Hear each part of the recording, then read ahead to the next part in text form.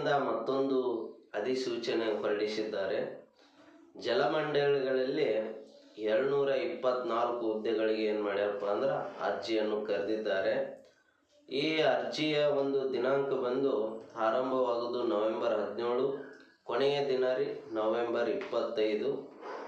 ಇಲ್ಲಿ ಎಲ್ಲೆಲ್ಲಿ ನಡೀತಾವಪ್ಪ ಅಂದ್ರೆ ಪರೀಕ್ಷಾ ಕೇಂದ್ರಗಳು ಕೂಡ ಇದೆ. ಬೆಂಗಳೂರು, ಮೈಸೂರು, ದಾವಣಗೆರೆ, ದಕ್ಷಿಣ ಕನ್ನಡ, ಶಿವಮೊಗ್ಗ, ಧಾರವಾಡ, ತುಮಕೂರು. ಇನ್ನು ಈ ಒಂದು ಹುದ್ದೆಗಳಿಗೆ ನಿಮ್ಗೆ ಅರ್ಜಿ ಶುಲ್ಕ ಅಂತೇಳಿ ಬಂದು ಸಾಮಾನ್ಯವರಿಗೆ ಮತ್ತು ಪ್ರವರ್ಗಗಳಿಗೆ, ಇತರೆ ಪ್ರವರ್ಗಗಳಿಗೆ 750 ರೂಪಾಯಿ ಇದೆ. ಮತ್ತು ಪರಿಶಿಷ್ಟ ಮಾಜಿ ಸೈನಿಕರು, ಅಂಗವಿಕಲರಿಗೆ 250, ಈ ಮಾಜಿ ಸೈನಿಕರಿಗೆ ಮತ್ತು ಪರಿಶಿಷ್ಟರಿಗೆ ಬಂದು 500 ರೂಪಾಯಿ ಫೀ ಇಟ್ಟಿದ್ದಾರೆ.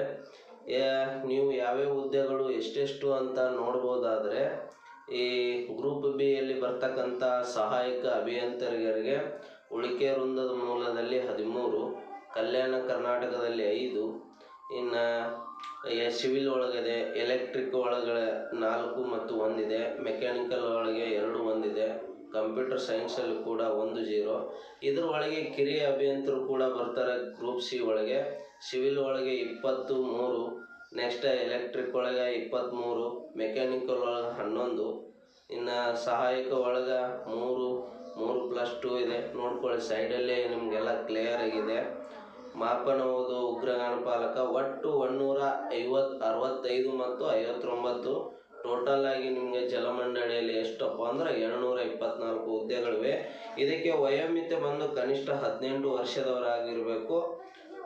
18ರಿಂದ 38 ವರ್ಷದವರೆಗೆ. ಇನ್ನು ಪರಿಶಿಷ್ಟರಿಗೂ ಕೂಡ 43 ವರ್ಷದವರೆಗೆ ವಯೋಮಿತಿ ಕೂಡ ಇದೆ. ಇನ್ನು ಆಯ್ಕೆ ಯಾವ ರೀತಿ ಇರ್ತದಪ್ಪ ಈ ಹುದ್ದೆಗಳಪ್ಪ ಅಂದ್ರೆ ನಿಮಗೆ ಆಫ್ಲೈನ್ ಅಥವಾ ಮಾದರಿಯಲ್ಲಿ ಸ್ಪರ್ಧಾತ್ಮಕ ಪರೀಕ್ಷೆಗಳನ್ನು ನಡೆಸಲಾಗುತ್ತದೆ. ಸಹಾಯಕ ಅಭಿಯಂತರ ಹುದ್ದೆಗಳಿಗೆ 300 ಅಂಕಗಳು ಹಾಗೂ ಕಿರಿಯ ಸಹಾಯಕ ಅಭಿಯಂತರಿಗೆ ಹಾಗೂ ಇನ್ನುಳಿದ ಹುದ್ದೆಗಳಿಗೆ 100 ಅಂಕಗಳು ಪರೀಕ್ಷೆ ನಡೆಸಲಾಗುತ್ತದೆ. ತಪ್ಪು ಉತ್ತರಗಳಿಗೆ 1/4 ಅಂಕಗಳು ಕೂಡ ಕಳೆಯಲಾಗುತ್ತದೆ. ಇನ್ನು ನೋಡ್ರಿ, ಈ ಥರ ಅಧಿಸೂಚನೆ ಹೊರಡಿಸಿದ್ದಾರೆ. ಎಷ್ಟೋ ಜನ ಅಪ್ಡೇಟ್ ಆಗಿಲ್ಲ, ಯಾವುದೋ ಒಂದು ಅಧಿಸೂಚನೆ ಬಂದಿಲ್ಲ ಅಂತೇಳಿ ಕಾದು ಕುಳಿತಿರ್ತೀರ.